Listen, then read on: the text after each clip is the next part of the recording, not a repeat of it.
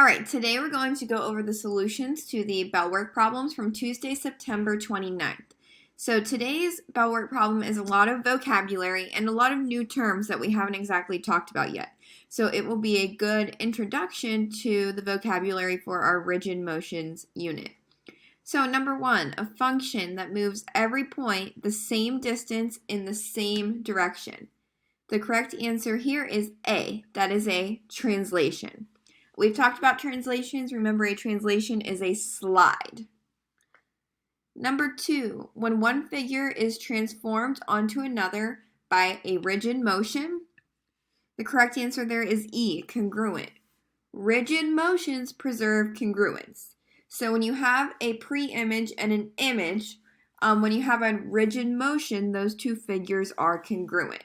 The same size and the same shape before and after the transformation. They're just in a different spot or turned a different way. Number three, the action of transforming a figure without changing its size or shape. The correct answer is D, rigid motion. So again, a rigid motion preserves congruence. When you perform a rigid motion, you move the location of an object on the graph. You might move the orientation of an object on the graph, but you do not change the size and you do not change the shape. Number four, a function that turns a figure about a fixed point. Correct answer here is B, a rotation.